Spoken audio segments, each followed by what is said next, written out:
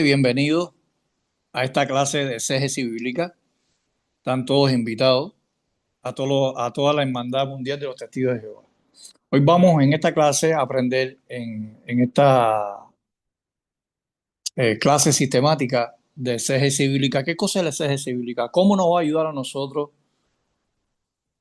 en cuanto a la hermenéutica de la Biblia? Cuando me estoy refiriendo a hermenéutica, me estoy refiriendo al punto de vista que podamos tener cada uno de nosotros, la interpretación bíblica. O sea, hermenéutica es interpretación bíblica. Tiene que ver con la exégesis bíblica. Analizar el texto con su contexto. ¿Cuál es el antecedente inmediato del texto anterior? Si estamos, por ejemplo, analizando Juan 1.1, vamos a ver qué dice el versículo 2 y los versículos que siguen. ¿Ok? Y eso va a ser parte de la clase de hoy. Entonces, puedes poner la primera foto.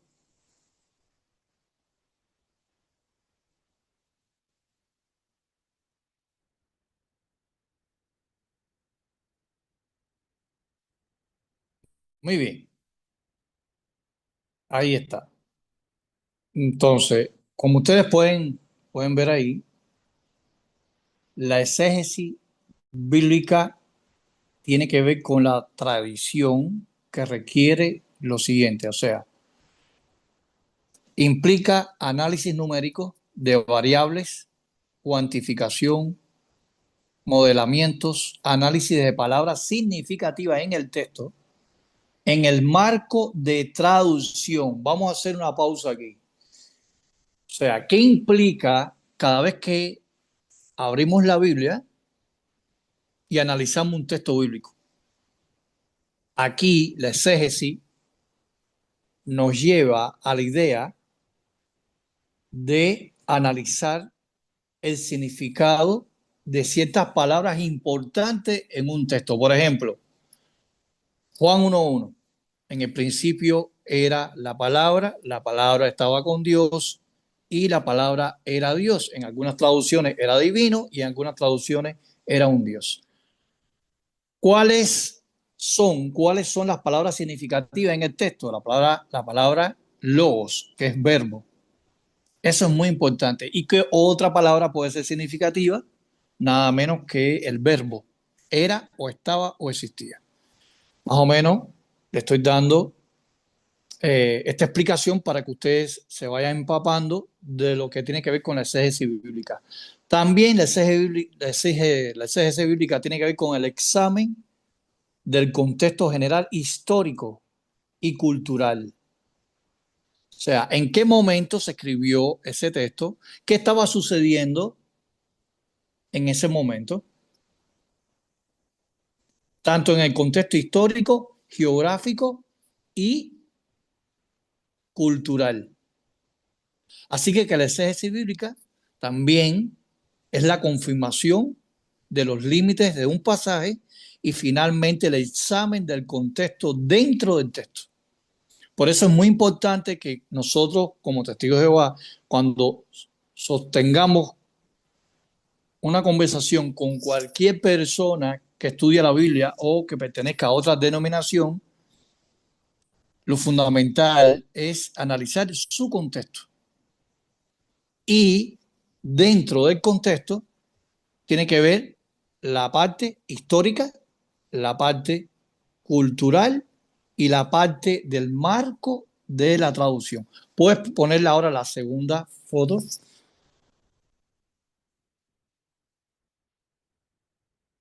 Muy bien, ampliadas más ahí. O sea, no, menos, un poquito menos. Bueno, la exégesis bíblica, el aspecto número uno, tiene que ver con el principio gramatical. Ya lo habíamos explicado. La Biblia fue escrita en lenguaje humano y el lenguaje tiene una cierta estructura y sigue ciertas reglas. ¿Cuáles son las reglas? Bueno, debemos interpretar la Biblia de una manera consistente con las reglas básicas del lenguaje. Normalmente el exégeta comienza a examinar un pasaje definiendo las palabras que lo componen. ¿Quién es un exégeta? Bueno, es una persona que interpreta la Biblia. Es una persona que tiene eh, en marco de circunstancias que analiza el texto con su contexto, la parte gramatical y la parte cultural, histórica y de traducción. Eso es lo que está admitiendo aquí el primer aspecto, que es el principio gramatical. Uno de los aspectos, que es el número uno de la exégesis bíblica, es el principio gramatical. Entonces dice aquí que normalmente el exégeta comienza a examinar un pasaje definiendo palabras que lo componen. Las definiciones son básicas para entender el pasaje en su contexto, ojo, en su contexto. O sea que cuando usted está analizando un texto con la persona, usted tiene que ir al contexto, porque quizás el contexto le dé la respuesta y le dé una ampliación de interpretación con el texto en sí. Usted necesita el apoyo del contexto para dar una buena eficiencia, una buena apología, una buena refutación de lo que se está analizando. Por eso es que Juan 1.1, que es el texto que vamos a analizar hoy, el contexto es importante. Y estamos hablando del contexto del versículo 14 del capítulo 1 de Juan y el contexto del versículo 18. Muy importante. Ahí van a haber dos contextos que nos van a ayudar a reforzar la hermenéutica de Juan 1.1. Muy bien. Entonces, también el principio gramatical de la exégesis bíblica tiene que ver con las definiciones que son básicas para entender el pasaje en su contexto, y es importante que las palabras se definan de acuerdo a su intención original y no de acuerdo al uso moderno. ¿Ok? Siempre va al contexto histórico antiguo y no el uso moderno. Para asegurar la exactitud, el exégeta, que todos somos exégetas, aquí todos vamos a convertirnos en exégetas, porque somos interpretadores del texto en sí. Utiliza una traducción fiable y diccionarios griegos y hebreos. Ojo, para hacer una exégesis de un texto X de cualquier pasaje bíblico, debemos tener en nuestra mesa tres elementos básicos. El primero, dice aquí que el principio gramatical de la exégesis bíblica nos ayuda a tener una traducción fiable, confiable. Segundo, ¿ok? Un diccionario del griego o del hebreo para buscar los significados semánticos de cada vocablo. Y como tercer aspecto, el exégeta examina la sintaxis. Y después vamos a ver qué cosa es la sintaxis en el original. Puede ser en el hebreo o puede ser en el griego. Así que el exégeta examina la sintaxis o las relaciones gramaticales de las palabras del pasaje y encuentra paralelos, determina qué ideas son primarias y cuáles son secundarias, y encuentra acciones, temas y modificadores, y puede incluso esquematizar uno o dos versículos. Es importante que ustedes sepan esto. De todas maneras, ustedes van a repasar el video cuando se suba al canal. En varias ocasiones pueden ir compartiendo las ideas que se están ejemplificando aquí. Pon la tercera foto. Hay un comentario de Alexander Cruz. Sí, Iba a comentar. sí. Alexander. Sí, Alex, iba a decir algo. Peter. Ajá, Sí, Peter, Peter. ¿puede sí, comentar, por favor? tengo un comentario. Sí, gracias, Frank. Sí, Eh, puedes poner el la cámara. video de Peter. Peter hablando. Gracias, Ajá, sí, dale, sí. Peter, Es para dale. no ocupar mucho tu ancho de banda. Dijiste tres documentos importantes que debemos de tener. ¿Nos puedes dar alguna recomendación, por ejemplo, lo que dijiste de una traducción confiable, un diccionario griego-hebreo confiable y un documento de sintaxis? ¿Cuáles serían Okay. los tres recomendables que tú Bueno, tendrías? no quiero ser dogmático, pero bueno, como No, práctica, exclusiva, ajá, sí, sí. como exclusiva y práctica la traducción del Nuevo Mundo, obvio. Después, una segunda traducción, la Biblia de Jerusalén, y como tercera traducción, la versión internacional de 1999 o edición 2022, como traducción bíblica. ¿Eso es porque es texto crítico de alguna manera? O Ahora, en sin traducción, ahora en texto griego, puede ser el texto crítico de Nestle Aland, puede ser ok. también el texto de Tischendorf y puede ser el texto griego de la Sociedad de Bíblicas Unidas. Como recomendación, la interlineal, griego-español de Francisco de la Cueva, la interlineal, palabra por palabra, de Irene Fulker, Isela Trujillo y Elsa Tames, que es una interlineal del griego al español. También, para recomendación, la interlineal del Reino de los Testigos de Jehová, de la Watchtower, 1987, griego-inglés. Y diccionario, el diccionario de Vine, expositivo y exhaustivo de palabras del hebreo y del griego, con significados semánticos. También puede ser el diccionario ilustrado de Wilton Nelson y también el diccionario exegético expositivo de griego de Tugi. Tugi. Se escribe ¿Cómo es? Tugi, Ajá. T-U-G-G-Y, Tugi. Ok. Tugi, ajá. Y otros más. Pero bueno, estos son los básicos para que ustedes tengan algo, ¿no? De referencia. ¿Y de sintaxis? Sintaxis griega, puedes utilizar el manual Gramática del Nuevo Testamento por Daniel Wallace y Stephen. Mírenlo aquí. Aquí está. Muy bien, aquí está. O sea, gramática griega de sintaxis del Nuevo Testamento por Daniel Stephen y Daniel Wallace, segunda edición, en apéndice. Ahí, muy bien. Gracias. Ajá, ¿Quiere seguimos. participar? Ernesto Fernández levantó la mano. No sé qué Sí, comentario. Ernesto. Sí, buenas noches a todos los hermanos presentes. Sí, no se Frank, ve. un ID necesito, que hay un hermano que quiere participar en la reunión. Necesito el ID porque yo entré por el link directamente. Pero se lo puedes mandar a él. Yo te lo mando, Ernesto, yo te lo mando. Ajá, ya, ok. Envíamelo porque el primer ID que había ahí presentaba error porque yo se lo envié a él y él trató de entrar, dice que presentaba error y yo también traté de entrar y presentaba error. Después entré por el segundo Ok, que enviaste, mi hermanito. ok. Bueno, seguimos. ¿Puedes poner la foto que estábamos analizando?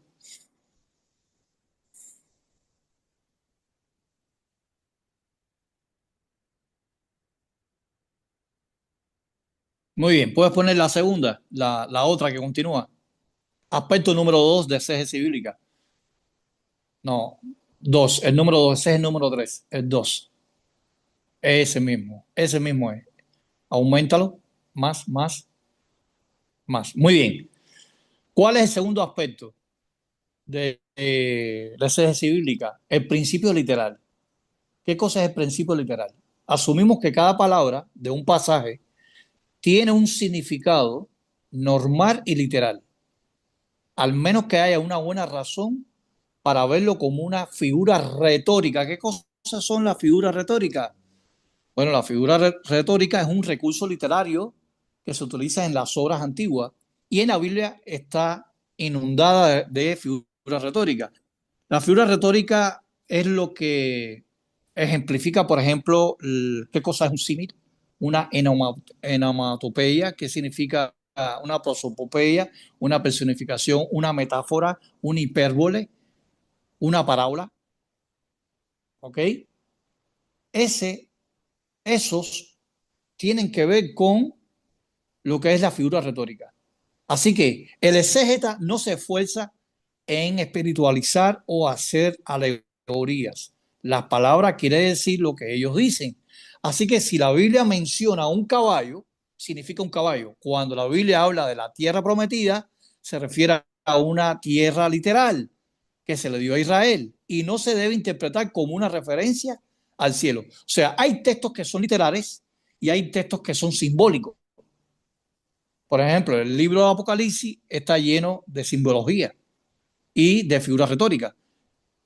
Por ejemplo, Cristo hablaba en parábola. Dice que todo lo que enseñaba Cristo era en parábola. Utilizaba el hipérbole. Por ejemplo, una hipérbole es una exageración.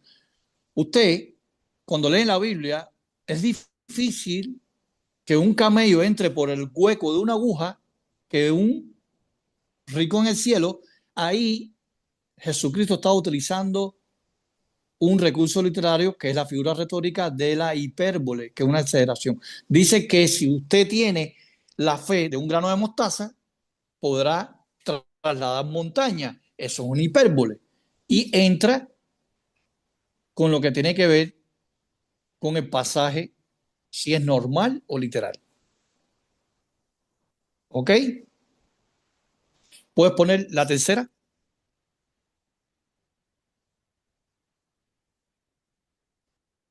La tercera foto. Muy bien. ¿La puedes Una ampliar? pregunta, Sí. cuando hablas de hipérboles es como, perdón que lo diga así, es como exagerar como para enfatizar un punto. Exacto. Es una exageración. Exacto. Ok, ok, ok. Exacto. ¿Puedes ponerlo Ok. más chiquita la foto? ¿Puedes poner más chiquita la foto? Es que la ampliaste mucho, no la veo bien. Ahí, ya.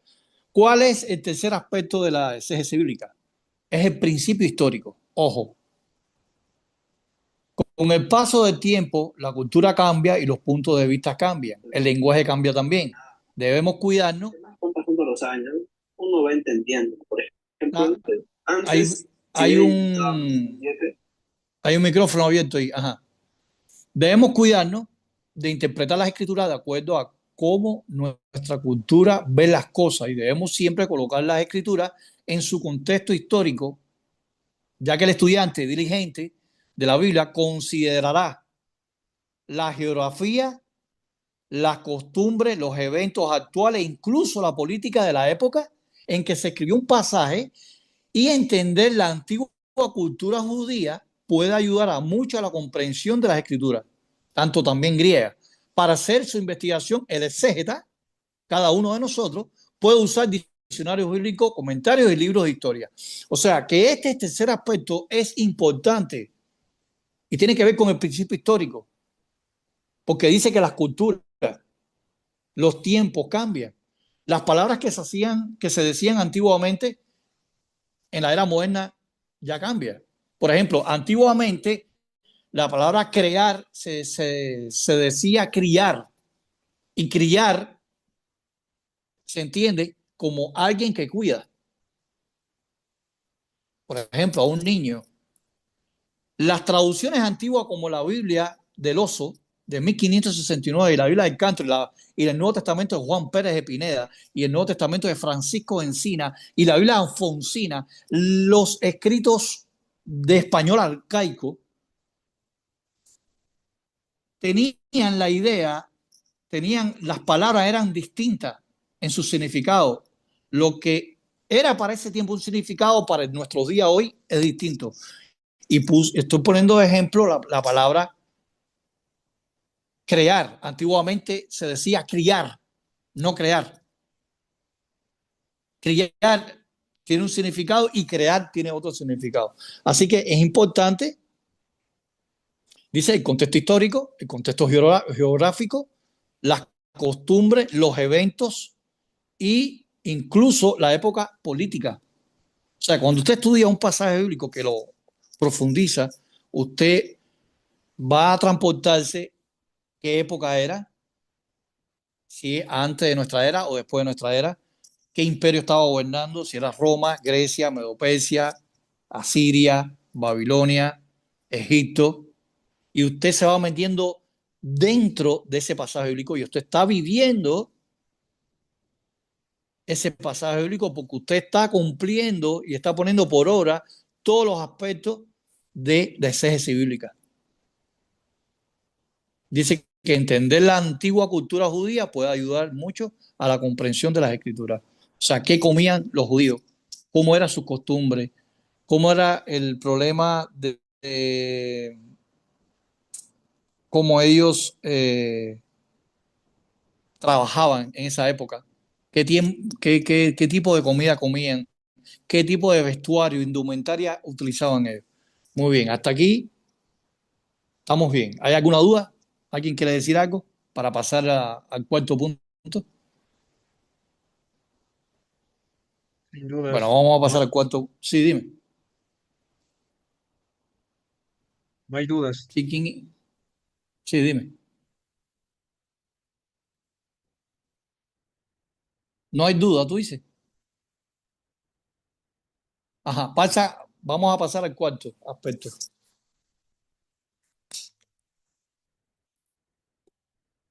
Muy bien. Este aspecto es muy importante. El principio de síntesis. ¿Qué cosa es el principio de síntesis? Dice aquí, es la mejor interpretación de la escritura en la propia escritura. Debemos examinar un pasaje teniendo en cuenta su contexto inmediato, los versículos que lo rodean, su contexto más amplio, el libro en el que se encuentra y su contexto completo, la Biblia en su totalidad. La Biblia no se contradice a sí misma. Cualquier declaración teológica en un versículo debe armonizarse con las declaraciones teológicas en otras partes de las Escrituras, y una buena interpretación de la Biblia relaciona cualquier pasaje en el contenido total de la Escritura. Y aquí hay un hermano que le gusta mucho y aplica mucho este cuarto punto, el principio de síntesis. Estamos hablando del hermano Alex. El hermano Alex, en sus conversaciones que yo lo he escuchado, él utiliza, dice aquí, examina el pasaje teniendo en cuenta su contexto, pero tiene que ver con la Biblia en armonía. O sea, no solamente un texto que nos ayude, sino buscar atraer así al texto que estamos defendiendo, buscar un texto aislado y traerlo a colación. No sé si Ale está ahí. ¿Ale está ahí? Sí, te oigo. Sí, estoy aquí. Ajá. Tú eres un hermano que te felicito, eres un hermano que utiliza 100% el principio de síntesis, algo que no lo logran muchos hermanos. Hay hermanos, y yo, mira, tengo que aprender de él. Él me ha dado muchos consejos de traer textos aislados al texto que estamos defendiendo o que estamos refutando. Porque una doctrina no se hace de un texto, una doctrina se hace de varios textos. Ale, si quieres decir algo brevemente. Sí, no te oigo mucho. No sé si me oyen aquí. Sí, sí. Yo te escucho, perfecto. Sí, te oímos, Alex. Sí, amigo Sí, Franco. y lo que yo trato de hacer es hacer un cuadro como si fuera un rompecabezas. Todas las piezas tienen que entrar fácilmente sin forzarla. Entonces, un texto sin su contexto es un pretexto. Y entonces hay que ir armonizando todos los textos que hablan del mismo punto. Eh, ¿Sigo hablando? Sí, hablando. Por ejemplo, si Pablo está hablando de salvación por fe o obra, tenemos que analizar Efesios 2:18, Romanos 4:3, Santiago 2:4 al 17 y armonizar todos los textos que hablan de que la fe sin obra está muerta. ¿A qué se refirió Pablo? ¿A qué se refirió Santiago? Hay una contradicción entre estos dos puntos. Entonces, al tú analizar todos los temas concernientes a ese punto, se puede hacer una exégesis correcta y no salirse fuera Exacto. de lo que la Biblia enmarca. Y ya no sería una enseñanza privada o una exégesis privada o una interpretación privada, sino dejar que la Biblia armonice completamente todos los textos que conciernen a ese punto, analizarlo, buscarlo y dejar que la totalidad de la palabra, como dice Salmo 119, 160, sea la verdad. Un solo texto Exactamente. no puede ser definitivo, pero al agruparlos todos, ya tú puedes ver el rompecabezas correctamente o el cuadro que se quiere presentar, y entonces esa es la correcta interpretación basada en todos los textos que hablan acerca del tema. Gracias, Ale. Entonces, el texto que citó Ale es muy importante y si quiere lo pueden copiar al principio de su Biblia, en la traducción de Nuevo Mundo. Salmo 119, 160 dice que la suma de tu palabra es la verdad. Fíjense que ahí habla de la palabra suma. La suma de tu palabra de Génesis y Apocalipsis es la verdad. Es la coherencia de la palabra de Dios. Muy bien. Vamos a pasar al quinto aspecto de lo que tiene que ver con la exégesis bíblica. Y último, el principio práctico es el quinto punto de lo que exige o lo que significa la exégesis bíblica. Una vez que hemos examinado correctamente el pasaje para entender su significado, tenemos la responsabilidad de aplicarlo a nuestras propias vidas. Usar bien la palabra de verdad es más que un ejercicio intelectual y es un hecho que cambia la vida. O sea, no solamente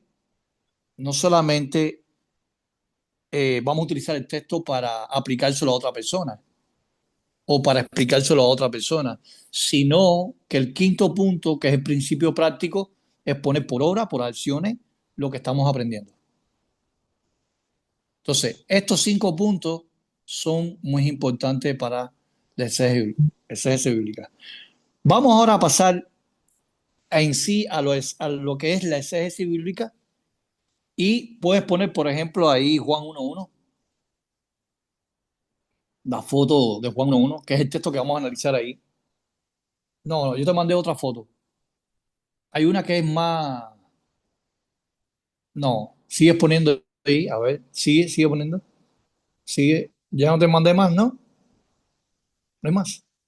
Son todas las que me mandaste. Ok, ponme esa.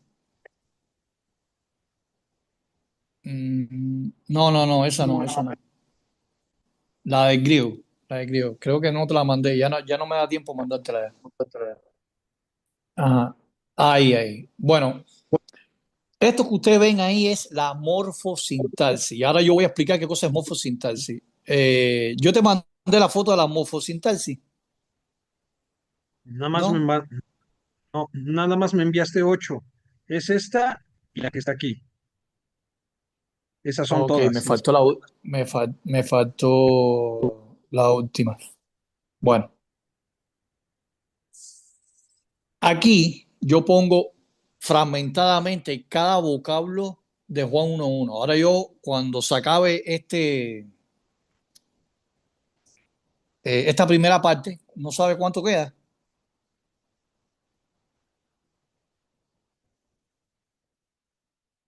¿Qué tiempo Quedan 8 queda? minutos. 8 minutos. 8 Bueno, muy minutos. bien. Muy bien. Cuando usted va al texto griego, cualquiera de ustedes tiene el texto griego ahí, me gustaría que ustedes buscaran en PDF el texto griego de Juan 1.1. Cuando lo tengan, entonces vamos a empezar a analizar cada término griego. O sea, cuando usted va al griego, dice en arge, en hologos, kai, hologos, prostonseón, kai, seos, en hologos. Vamos a definir cada término. Eso se llama morfosintaxis griega. Después yo voy a explicar qué cosa es la morfosintaxis griega. Aquí hay 1, 2, 3, 4, 5 términos. Me faltó uno. Se me olvidó mandar la foto. La palabra arge, cuando usted va a Juan 1.1, es principio. Y estamos hablando de un sustantivo dativo singular femenino. Se define como un sustantivo dativo singular femenino. La palabra arge, cada vez que usted vea esa palabra ahí, que es una alfa, una ro, una ji y una eta, se traduce como principio, origen, comienzo. Y es un sustantivo dativo singular femenino. Esta palabra aparece 2 veces en Juan 1.1. En el principio era la palabra y la palabra estaba, bueno, aparece una sola vez, mejor dicho, me equivoqué. Una sola vez donde dice que el verbo existía en el principio. Ahora, esta palabra que tiene el número 3 es en, que es una eta y una ni. Es una e y una n en griego. Pero se traduce como era, estaba o existía. Y es un verbo copulativo imperfecto, activo, indicativo de tercera persona del singular. Estamos hablando de un tiempo pasado. Él estaba, él era y él existía. ¿Ok? Yo puedo decir, Alex estaba en el cine. Yo estoy hablando de que Ale en un tiempo estuvo en el cine, pero ya no está en el cine. Alex existía en el cine, Ale estaba en el cine o Ale era en el cine. El tiempo pasado imperfecto. El tiempo imperfecto en griego es un tiempo pasado. Cuando usted le viene a la mente la palabra imperfecto, es pasado, tiempo pasado. Entonces, estamos hablando de un verbo copulativo, imperfecto activo, indicativo, tercera persona del singular. Después vamos al cuarto punto. El cuarto punto es el cuarto término, que es un cero con una bolita. Eso es un artículo definido que aparece en Juan 1.1. Y ese artículo viene seguido al quinto, que es logos. O sea, logos, el verbo, la palabra. Ese artículo se puede traducir al español como el, lo y la. Y es un artículo nominativo singular masculino. Después le sigue logos. Logos es un sustantivo nominativo singular masculino, pero puede ser traducido como verbo, palabra y discurso. Cada vez que usted vea el vocablo logos en el griego, usted le va a venir a la mente la palabra, verbo, palabra y discurso. Ese es el significado semántico de la palabra logos. Y finalmente viene la palabra kai, que puede ser traducido como también y es una conjunción. La conjunción separa frases y oraciones y son conectores. La conjunción son conectores para unir una idea o una oración. Y estamos hablando de la conjunción copulativa correlativa. Muy bien, ese es el texto griego Gracias, mi hermano. sobre Juan 1.1. En arge, en hologos, kai hologos, en proston seon seos, kai seos, en hologos. La primera palabra que usted ven ahí es en, que es una preposición locativa de esfera, que es una preposición que rige un dativo, que se traduce como en al español. Después le sigue arge, como segundo término, que es el término que analizamos, que es el sustantivo femenino, que se puede ser traducido como comienzo, origen o principio. Arge.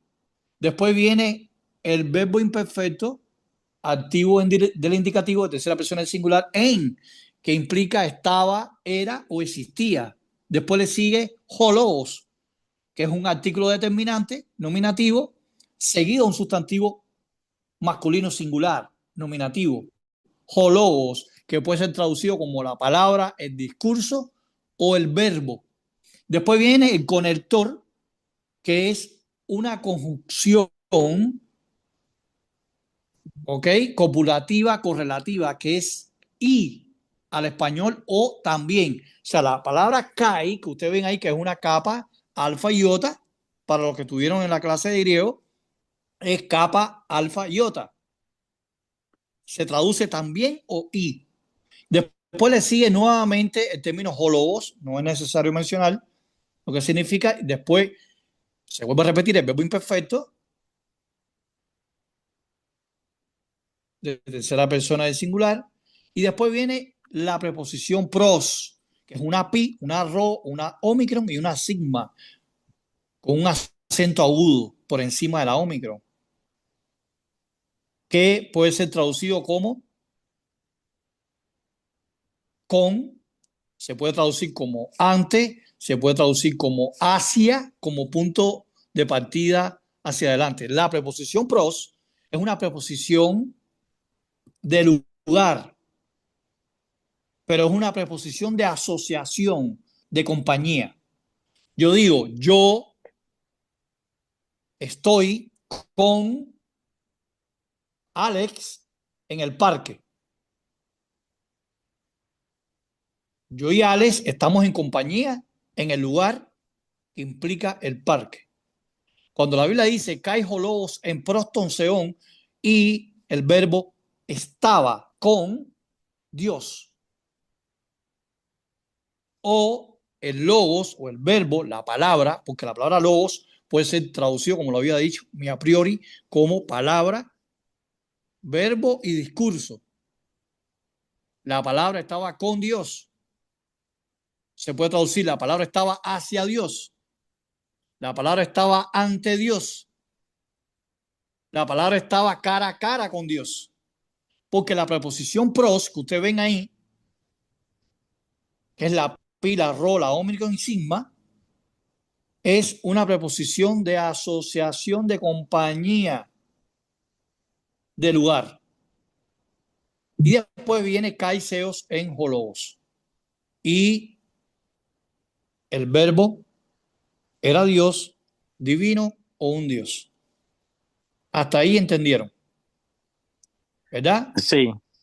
Sí, así Iba a es. decir algo, Ale. Quería decirle a los hermanos que el verbo estar o ser se traduce pretérito pluscuamperfecto en nuestro idioma, para si no entienden en el griego. Es el equivalente al pluscuamperfecto, pretérito pluscuamperfecto en el español. Perfecto, exactamente. Uh-huh. Muy bien, ahora puedes poner las pantallas. Ya vamos a retirar y vamos a poner las pantallas y vamos a entrar en una fase, la verdaderamente fase de la exégesis bíblica. Si quieres puedes retirar la pantalla y poner las pantallas de nosotros. Ya están las pantallas donde te ves tú, Frank. Sí, pero yo lo que veo es la foto todavía ahí de Juan 1:1. Ya la quité. A ver, déjame ver. Bueno. No, Bueno, sí, se ya. sigue viendo. Ahora te ves tú. Ya, pero ahora yo no veo los demás. Pero bueno, vamos a ver cómo yo puedo ver los demás. Ya, ahora sí lo veo los demás.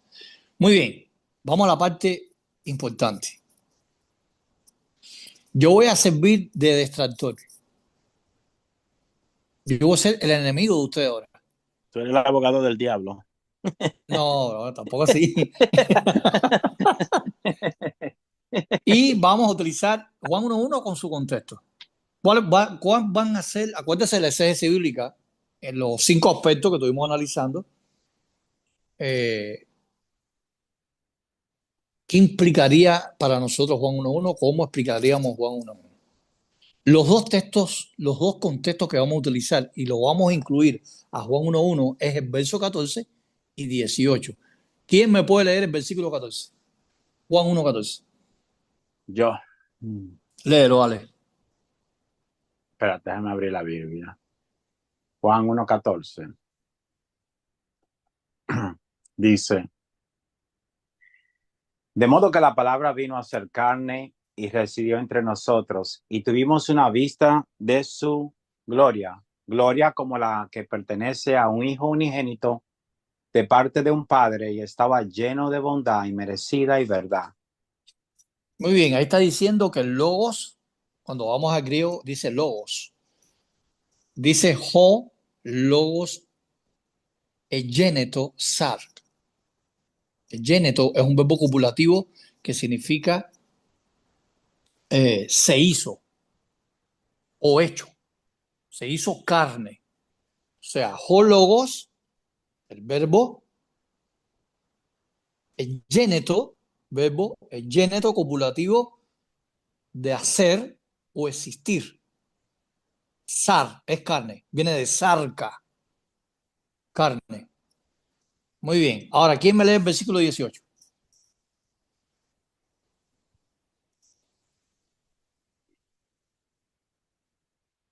¿No hay nadie? Yo lo Bueno, leo, dale, ya lo léelo. tengo. Bueno, Ok. dale, Daxon. A Dios ningún hombre lo ha visto jamás. El Dios unigénito que está en la posición del seno para con el Padre es el que lo ha explicado. Muy bien. Ahí dice, califica al logos como quién. ¿Qué cosa es el logos en Juan 1:18? Peter, te hago la pregunta a ti, Peter. No, tienes el micrófono apagado, Peter. Tienes el micro apagado. Ok. A ver, lo vuelvo a ver. Dice, a Dios ningún ser humano lo ha visto jamás. El Dios unigénito que está junto al Padre es el que nos ha explicado cómo es Él. O Muy sea, bien. la deidad que está al lado de Él es el que está explicando cómo es Jehová, Sí, ¿no? pero ¿cómo identifica a Jesús? ¿Como quién? El verbo. Sí, pero ¿qué dice ahí en Juan Como 1:18? Dios, En Juan Ahí está. El 1:18, Dios Pero unigénito. ¿Dios qué? El Dios Unigénito. Ojo. unigénito. unigénito. vamos a analizar qué cosa es unigénito y por qué a Jesús se le llama unigénito con referente al Padre. Porque cuando vamos a la Biblia, el Padre no es unigénito, ni se le califica con la frase Theos monogenes. Monogenes es unigénito en griego. O sea, cuando usted va al texto griego o va al interlineal, por ejemplo, de Francisco La Cueva, griego español, usted va a ver en Juan 1:18, en griego, Theos monogenes. Dios unigénito. Muy bien. Vamos ahora al texto rector, Juan 1:1. En el principio era la palabra estaba con Dios y Dios era la palabra. Vamos a empezar a analizar y vamos a fragmentar, vamos a subdividir el texto de Juan 1:1 en 3 oraciones coordinadas. Juan 1:1 es una prosa, es un poema, porque tiene rima. ¿Sabían eso? Sí, sí. Juan 1:1 es un verso, es una prosa que utilizó el apóstol Juan. En el principio era la palabra estaba con Dios y el verbo era Dios. Muy bien. En el principio era la palabra. En el principio era la palabra. Háganse la idea que yo soy un pastor de la iglesia bautista, de la iglesia metodista, un pentecostal, un evangélico, y usted está tocando de puerta en puerta en la predicación, y cuando toca la puerta, le sale el pastor que soy yo. Pablo Benson sale. Y usted empieza a predicar la palabra de Dios. Y yo como pastor, que tengo malas intenciones y los quiero confundir a ustedes, les digo, ¿ustedes sabían que su traducción del Nuevo Mundo es incorrecta en Juan 1:1? Por ejemplo, Frank, Sí, a ver. en el 1:18, regreso de nuevo a el Dios unigénito. Unigénito sería que es hijo de, ¿no? Exacto.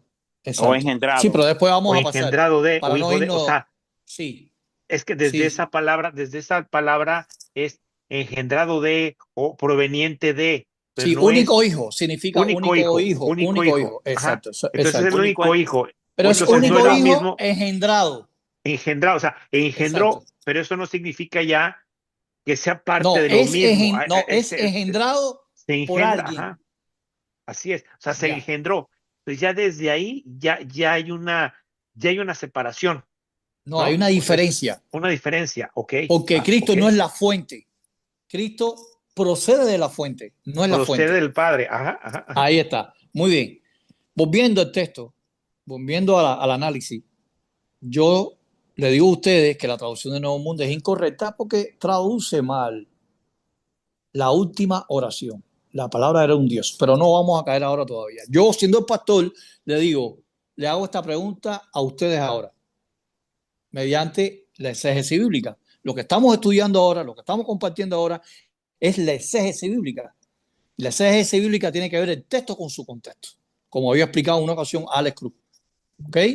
Entonces, vamos a utilizar Juan 1:14 y Juan 1:18 para apoyar Juan 1:1, cláusula A, oración A. En el principio la palabra existía.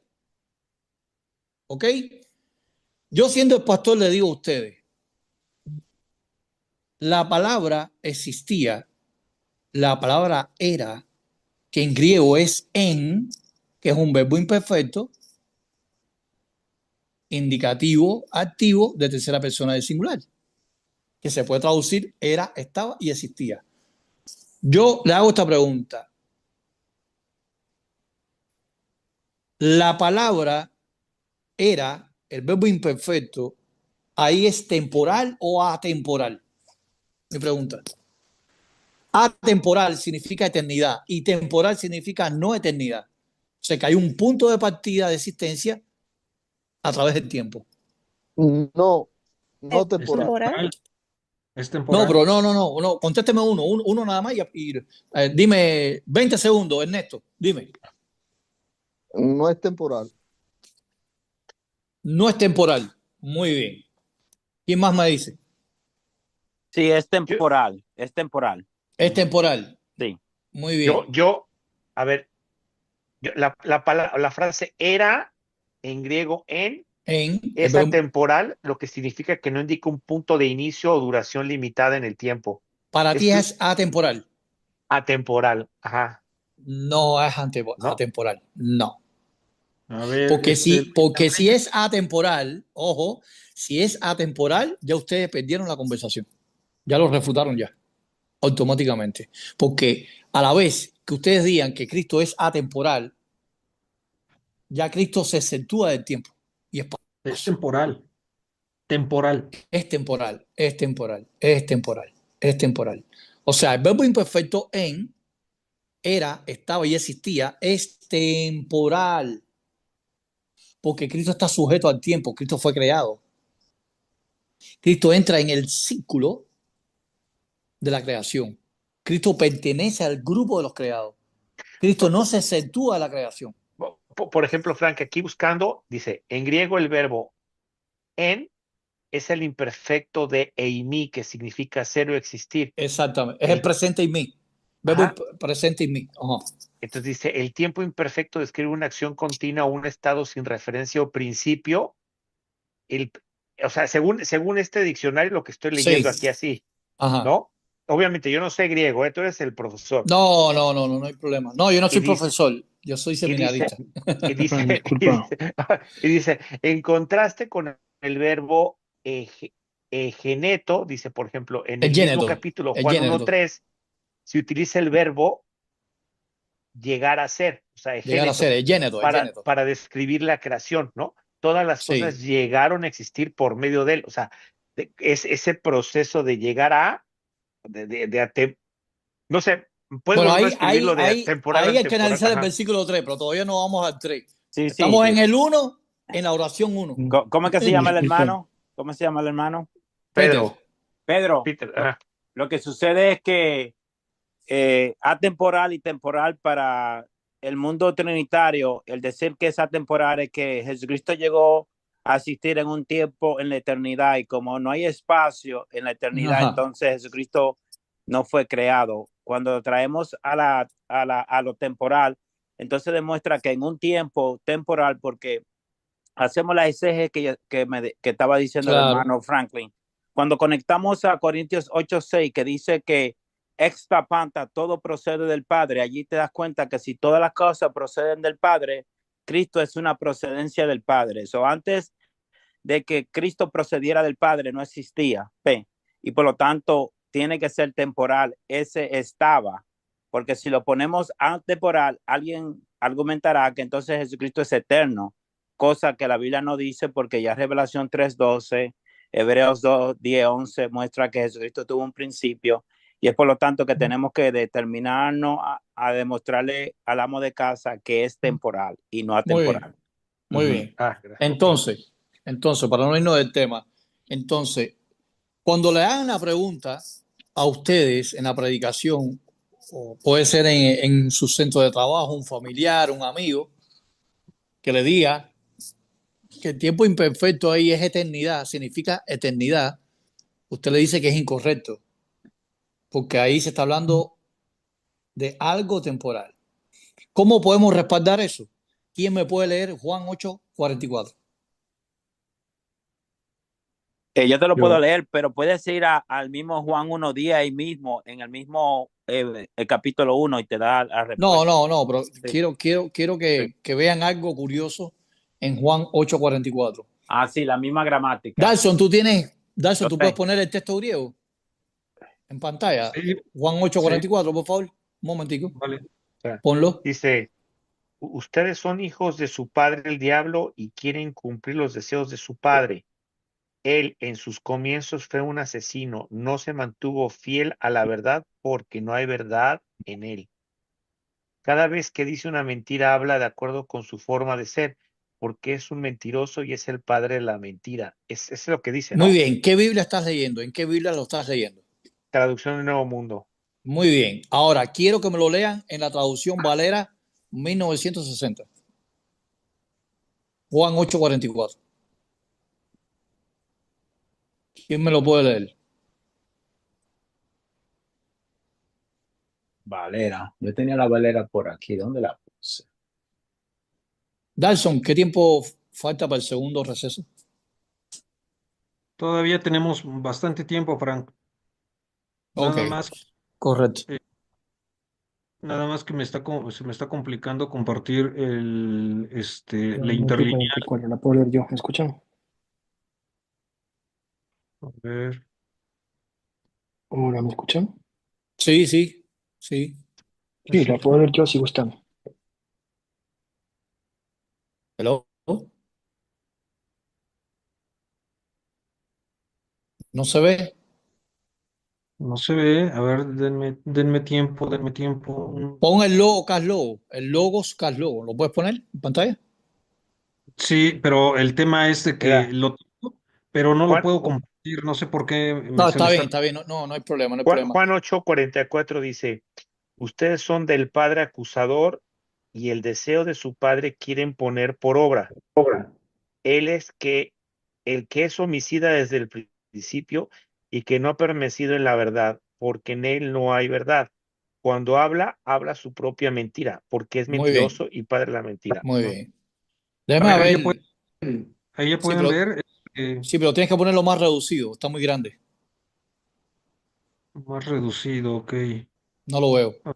Dame oportunidad, ahorita le quito el zoom. ¿Ahí lo ven? Sí. ¿Ahí lo ven claro? No, yo no veo nada. Está en pantalla. ¿Ahí se ve o no se ve? Déjalo así para no perder tiempo. Vale. Ok, no veo a la gente.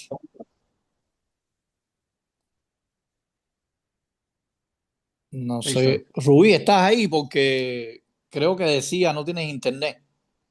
Sí, aquí estoy. Ah, ok, ok. Porque decía no internet. Entonces, muy bien. En Juan 8:44, cuando usted va al texto griego, ¿hay quien tiene el texto griego ahí? ¿Lo pueden ver en su pantalla? No, no, te vemos a ti. No, no, no, A no. ver, Yo no estoy hablando en su casa, en su casa. El PDF. ¿Alguien lo tiene? Bueno, ustedes Juan van a 8, ver la parte. Sí, dime. Juan 8:44 de la Biblia. Sí. Ustedes van a Eh, ver que el verbo imperfecto en, que aparece en Juan 1:1, lo van a encontrar en Juan 8:44 aplicado a Satanás el diablo. Él era o existía como homicida. En el principio. En el principio. Fíjate que tiene casi la misma estructura gramatical morfosintáctica de Juan 1:1. La diferencia es que el lobo existía en el principio y Satanás era homicida desde el principio. Wow, qué descubrimiento. Y ahí aparece el verbo en, verbo imperfecto, activo del indicativo de tercera persona del singular, con la misma estructura gramatical, la misma eta y la misma ni. En, si quieren hacer la equiparación, se van a dar cuenta que el verbo en aparece en Juan 1:1 y el verbo en aparece en Juan 8:44. La diferencia es que se le aplica en Juan 1:1 al Logos, a Cristo, y en Juan 8:44 se le aplica a Satanás. Ahora, yo le hago una pregunta al pastor. Yo le hago la pregunta a nuestros enemigos. ¿El verbo en Juan 8:44 es atemporal o temporal? Temporal. temporal. Temporal. Entonces, él le va a decir, no, pero es atemporal en Juan 1. Y yo, aquí en Juan 44. Es que obligatoriamente tu percepción teológica prejuiciada, ahí en Juan 1:1 tiene que ser atemporal porque lo dices tú. Entonces, vamos a utilizar la misma frecuencia, vamos a utilizar tu mismo concepto, tu misma filosofía teológica y la vamos a trasladar, ese mismo concepto teológico de que el verbo existía, era y estaba, es atemporal, es eterno, lo vamos a llevarlo a la eternidad de Satanás y el diablo. Entonces Satanás y el diablo no fue creado. Siempre ha existido de la eternidad a la eternidad. Fíjense, utilizando el mismo argumento, le viras el argumento contra ellos mismos utilizando Juan 8:44. El lobo es desde el principio, estaba en el principio, pero Satanás estaba en el principio también, pero como homicida. Entonces, Cristo es temporal como existencia y Satanás es temporal como existencia. ¿Entienden hasta ahí? Sí. Entonces, cuando le usen ese argumento de que el verbo imperfecto es atemporal, ustedes van rápidamente, automáticamente a Juan 8:44. Muy bien, segundo aspecto de la oración A de Juan 1:1.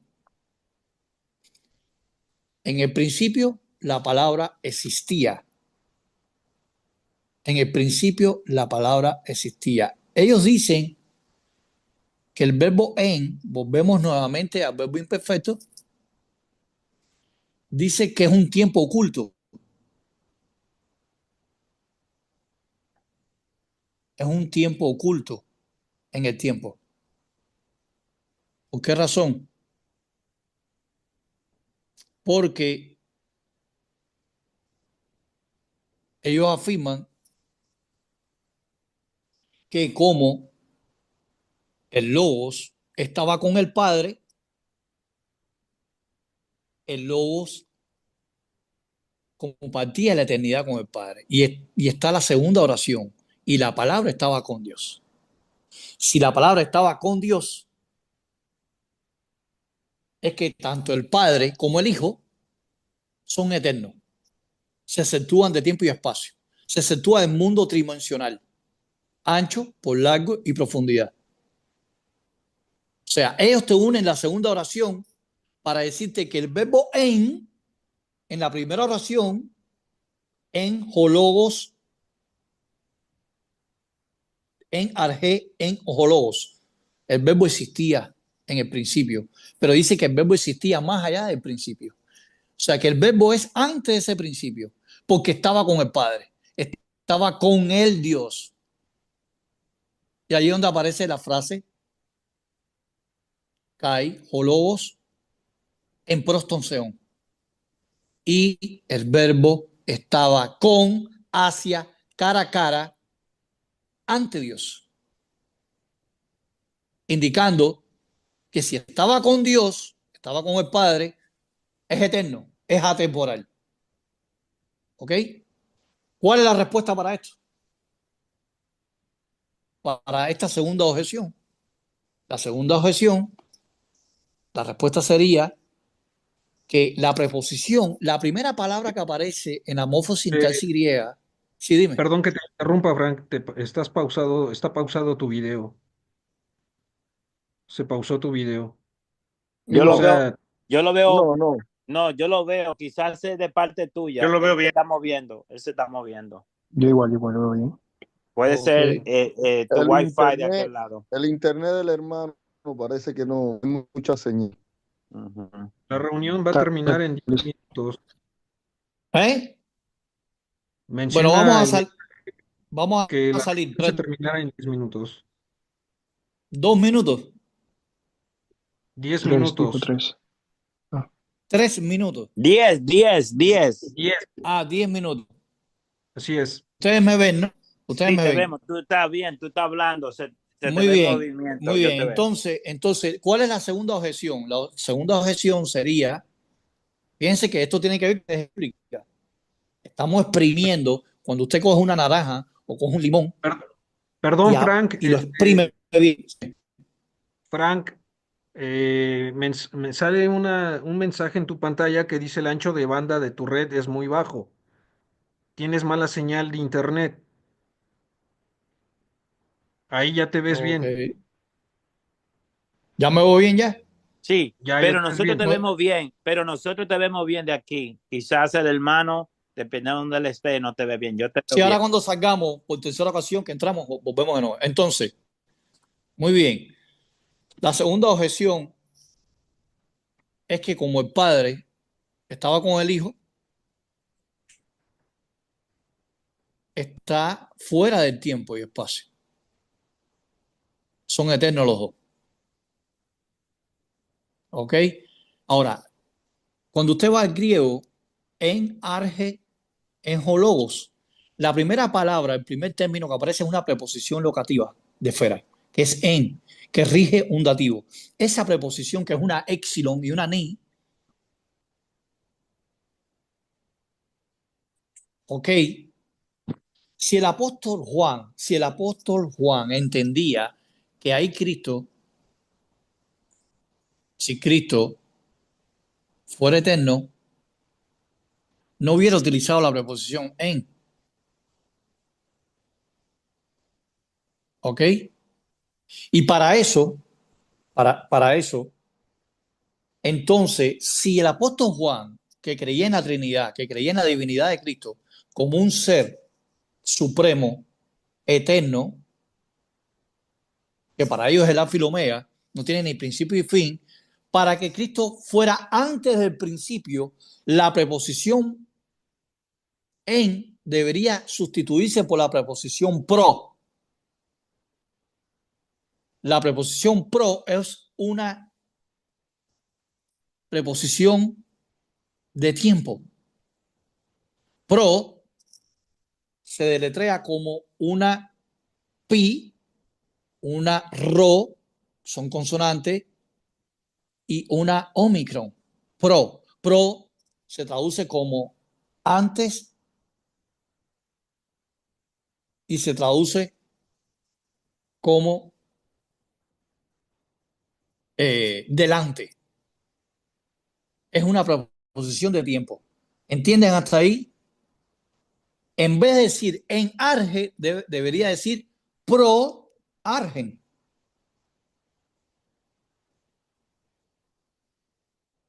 El apóstol Juan tenía que poner obligatoriamente la preposición pro en vez de en.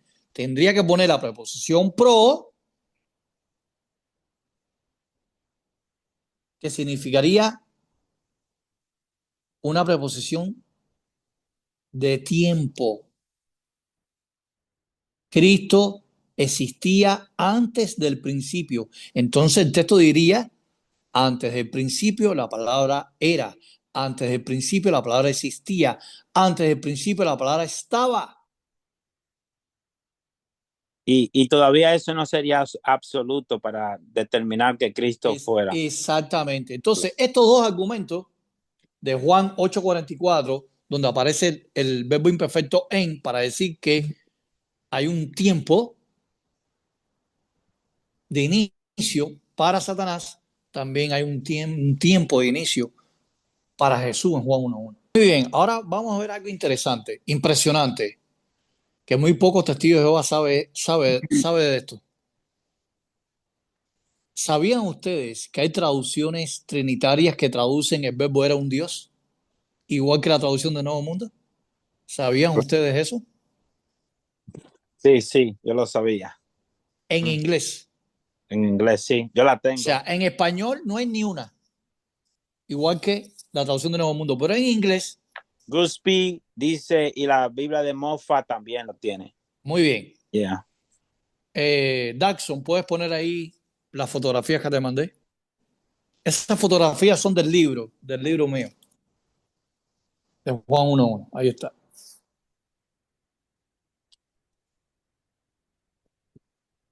Ok. Si puedes ampliarla. Muy bien. ¿Puedes ampliarla un poquito más? Ahí. Ustedes van a ver que en opciones. Y lo interesante es que ahí está la conjunción inglesa que es a, que se dice fonéticamente. Es God. Y estamos hablando, por ejemplo, la primera, Déjeme ver aquí porque no lo veo muy bien. La primera traducción inglesa es del año 1682 y estamos hablando de la traducción bíblica por Frank Cooper. No se lee bien el inglés, pero bueno, me rectifican. Alex, que sabe inglés, y Rubí. Dime, ¿qué quieres? And the word was a God. Yeah, lo está diciendo Dice, bien. And the word was a God, está bien. Ajá. El verbo, la palabra, era un Dios. Ustedes pueden buscar después los PDF que están en Google, que dice el verbo era un Dios, igual que la traducción de Nuevo Mundo. Así que los testigos de Jehová no son los únicos que traducen Juan 1.1, el verbo era un Dios.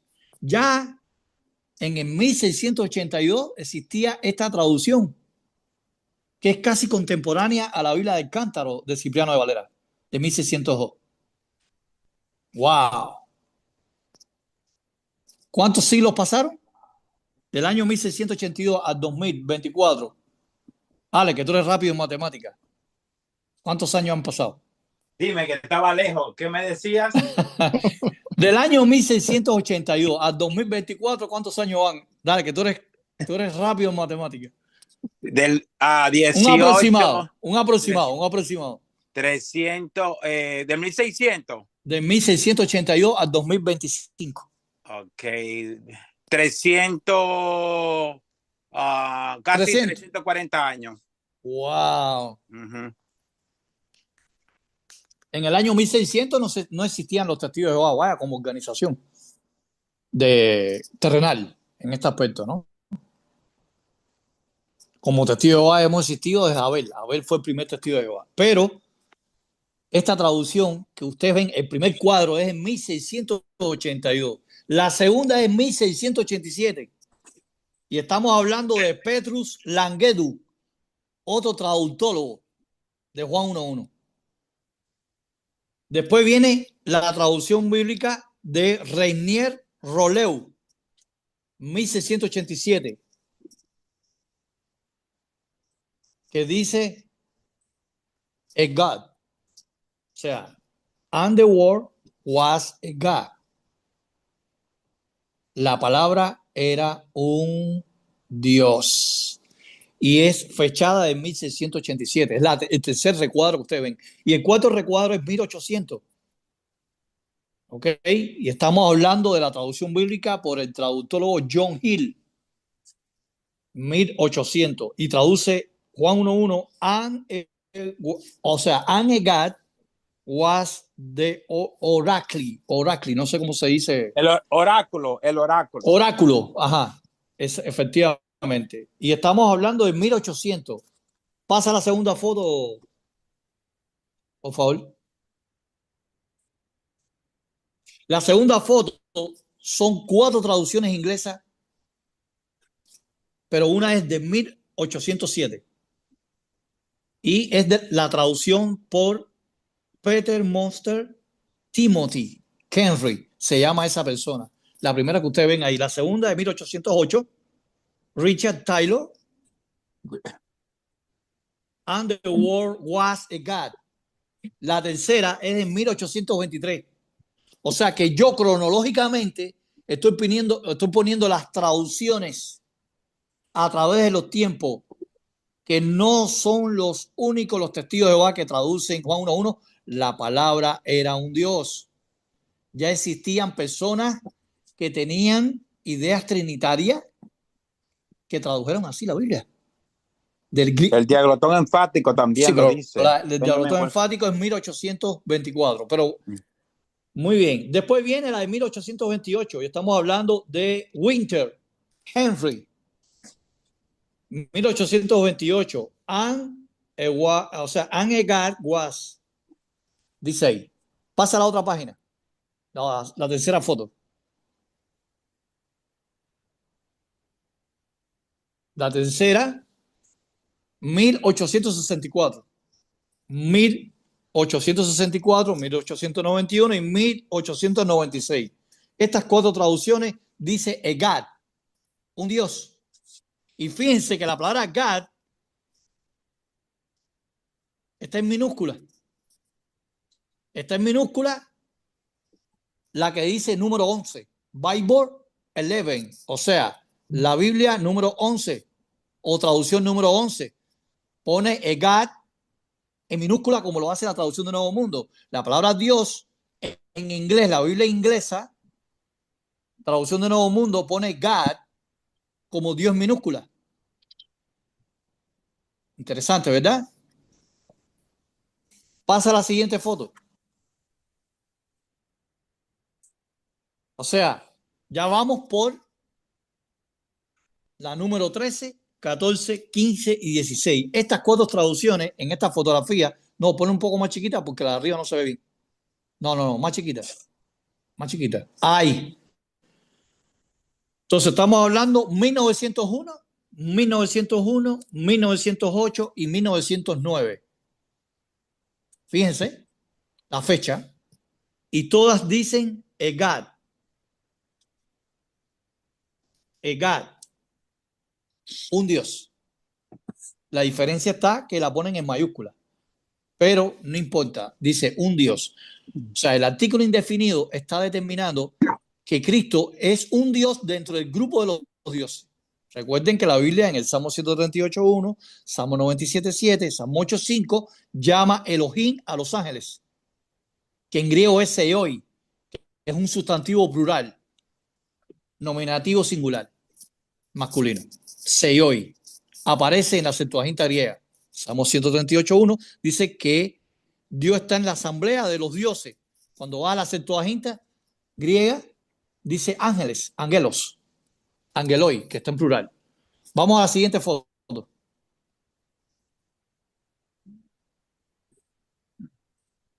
Número 17, número 18, traducción número 19 y traducción número 20. Las 4 dicen Egad. 1911, 1958, 1979 y año 2000. Pone Egad. ¿Y la última foto? Traducción número 21, traducción número 22, 23 y 24.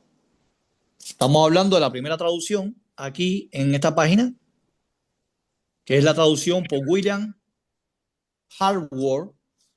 Dice, and the logos was a God, la número 21, y es del año 2005.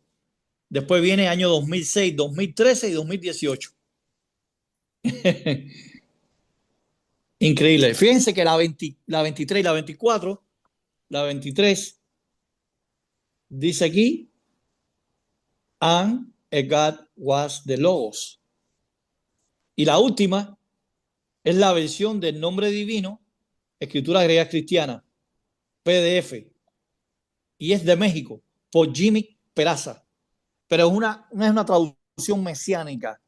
Pero bueno, la incluí para que ustedes sepan. Entonces, estas 24 traducciones, o sea, 23 inglesas y una en español, pone a God, un Dios. Ahora puedes poner a los participantes del foro.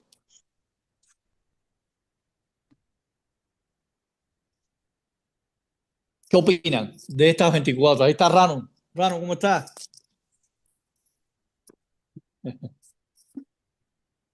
Yo no sé por qué no se está cantando entonces, ¿eh? Bien. Saludos para ti y tu familia, Rano. Entonces, ¿qué opinan de estas 24 traducciones inglesas? Oye, tú lo saludas como si tú estuvieras muy lejos de Rano. Qué bola. Sí. Entonces, ¿qué opinan? Oye, Frank, la verdad es que sí, a mí me sorprende mucho esta Biblia en español que salió. ¿Dónde se podrá conseguir Bueno, la versión? después yo te lo mando en PDF y trata de buscarla en qué editorial está. Sí, Pero no porque la aquí, aceptan, no la aceptan. La cristiandad no la acepta. O sea, me estoy refiriendo a los evangélicos, pentecostales, metodistas, bautistas, no la aceptan. No la aceptan. y el que hizo esa traducción o esa versión, ¿Es de alguna denominación religiosa o...? Es liberal, es liberal. Es una Ah, ok, ok. traducción, dice Sagrada Escritura, versión de nombre divino, escritura griega cristiana, PDF, y es un PDF, no está en hoja impresa. Ah, ok, ok. Y se llama Jimmy Peraza, o sea, es mexicano, el traductólogo, ¿entiendes? Es mexicano. Vale. Pero como es liberal, es libre, es una traducción libre, no es ni funcional, dinámica, porque eso después lo vamos a dar en otra clase. Existen distintas equivalencias de Biblia. Equivalencia funcional, literal y dinámica. Y paráfrasis. Son 4 tipos de traducciones. Entonces, ¿alguien más quería decir algo? Sí, que yo, como yo estoy en la apologética por tantos años, yo siempre he usado Biblia en inglés y en español. La Biblia de Guspy, la Biblia de James Moffat dice que el verbo era divino y Guspy dice que era un Dios, me parece. Entonces, siempre se puede encontrar en alemán y en otros idiomas se encuentran algunos Biblias que traducen un Dios. Pero yo siempre usaba la de Guspy y la Biblia de James Moffat en el inglés y el diaglotón Muy bien. enfático que lo tenía y también lo usaba.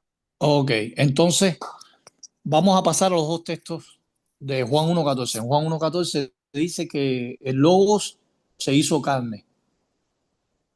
El Logos se hizo carne. Y lo interesante es que si el Logo era Dios, como dicen ellos, porque vamos a hacer una segunda parte, después vamos a hacer la segunda parte, mañana vamos a hacer la segunda parte de exégesis bíblica con Juan 1.1 y el contexto. Ahí vamos a analizar Juan 1.3 y vamos a analizar Juan 1.10, Oye, combinado con Frank, Juan 1.18 y Juan 1.14. Sí, dime. había la Biblia, dice Biblia Kadosh Israelita Mesiánica, por ejemplo, ahí dice, en el principio era la palabra y la palabra era con Yahweh y la palabra era Yahweh, el que era en el principio con Yahweh. Ujú. Pero es mesiánica, no la aceptan. Ah, ok, ok. No la aceptan. Acuérdate que hay que utilizar las mismas traducciones que ellos utilizan. Ok. Hermano, ¿Entiendes? perdón, Franklin. Sí, dime. Vuelve a leerme esa traducción. Sí, dice, en el principio era la palabra y la palabra era con Yahweh y la palabra era Yahweh. Él era en el principio con Yahweh. Ah, no, Biblia Kadosh Israelita. aquí se le está dando un concepto diferente. Franklin, allí insinúa que la palabra era la palabra del Padre, ¿ve? Lo mismo que yo estaba analizando anteriormente, que la palabra del Padre es Cristo, la palabra, ¿tú entiendes? Y por eso dice la palabra de Jehová, de Yahweh. Es un significado diferente a lo que se entiende en el cristianismo nominal, pero ya sería otro tema. Ok, Sí. entonces el texto está diciendo que en el contexto del versículo 14 que la palabra se hizo carne. Pero fíjense que no dice Dios se hizo carne. Si el verbo era Dios, tendría que venir en el griego Joseos, es genetosar. El Dios llegó a ser carne, pero dice logos, no dice Dios. En la clase de mañana vamos a dar la parte de la tercera cláusula. El verbo era Dios. ¿Qué cosa es un complemento predicativo ante un verbo copulativo? Si un complemento predicativo que es predicado nominal puede ser atributivo o indefinido o cualitativo. Eso lo vamos a aprender mañana. Pero entonces, en Juan 1.14, el verbo se hizo carne. No, Dios se hizo carne. Ese es un argumento que ustedes pueden utilizar. Dios no se hizo carne. Solamente la palabra o el verbo se hizo carne. Ahora, en el 18 viene el término importante. O sea, Theos monogenes, Dios unigénito. ¿Quién me puede decir qué significa la palabra monogenes, unigénito? ¿Cómo pueden definir la palabra unigénito? De una sola generación, de genealogía.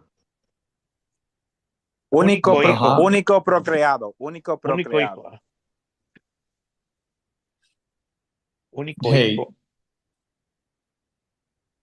único hijo. La palabra monogenes. Pero la palabra monogenes es una palabra polisémica que tiene dos significados. Es la unión de una palabra con otra palabra. Polisémica implica dos palabras con un mismo significado. La palabra monogenes viene de mono, que significa único, solo, uno. Y la palabra genos viene del verbo ginomai, en griego, ginomai, que implica llegar a ser o llegar a existir. Significa engendrar, nacer. Algunas traducciones lo traducen como nacer, el primero que nace, el primero que es engendrado en el tiempo. Ellos dicen que la palabra monogenes, unigénito, implica uno de la misma raza, especie y clase. Eso es falso. La palabra monogenes significa único, no en su clase, único engendrado, único nacido, único parido. Claro, de una manera simbólica, ¿no? No es que Dios parió literalmente a Jesús, pero está hablando de un Dios que tiene un principio, de un Dios que es engendrado, de un Dios que es creado, de un Dios que es nacido. Así que podemos traducir Dios unigénito como Dios nacido, Dios engendrado, Dios parido. Pero ellos, los trinitarios, dicen que es único en su clase, de su especie. Entonces, ellos mismos se autorrefutan porque al decir de que la palabra monogenes, unigénito, implica único en su clase, está excluyendo de la clase del Padre y del Espíritu Santo. Si el Padre es la primera persona de la Trinidad y el Espíritu Santo es la tercera persona de la Trinidad y el Hijo es de clases diferentes de la primera y la tercera persona de la Trinidad, entonces no pueden ser el mismo Dios en coigualdad. Hay un grave problema ahí. Entonces hay una diferencia entre el Padre y el Hijo y una diferencia entre el Espíritu Santo y el Hijo.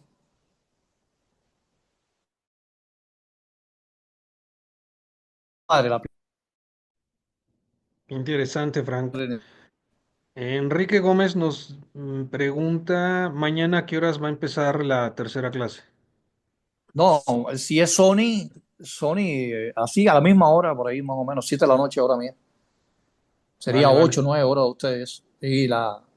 ¿Cuántos minutos quedan todavía? Todavía tenemos bastante tiempo. Sí, entonces Juan 1:18 nos ayuda a nosotros a contrarrestar el veneno de que en Juan 1:1 Cristo sea el Dios Todopoderoso, porque cuando ellos dicen que el verbo era Dios, se estaba refiriendo al Dios Todopoderoso. Se está refiriendo al único Dios verdadero, al Dios Supremo. El verbo era Dios. Mañana vamos a aprender si es un atributo, porque la palabra Zeus, ahí en Juan 1:1, donde dice Kaiseos en Holó, o sea, Zeus es el atributo de la oración, es el predicado nominal, el complemento predicativo.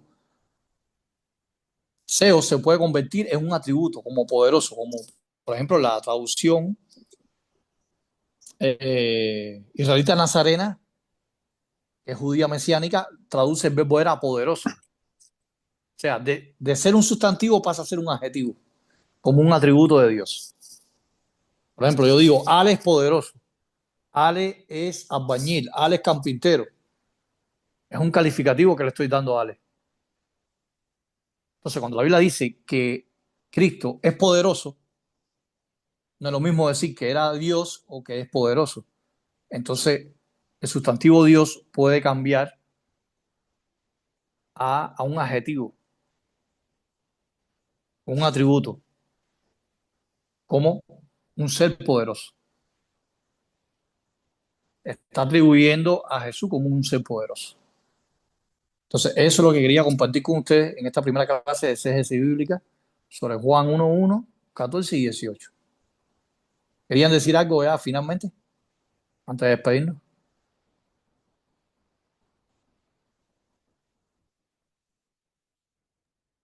No, pues muchas gracias, Frank, pues todas las ganas que le pones en tus videos y en darnos estas clases y estas explicaciones. Yo te lo agradezco mucho. Sí, mañana vamos a participar en la segunda parte de Juan 1:1. Son dos partes. Hoy es la Fran, primera y mañana la segunda, ¿sí? Fran, disculpa, lo que pasa es que yo vivo en Madrid y aquí son las 6 de la mañana.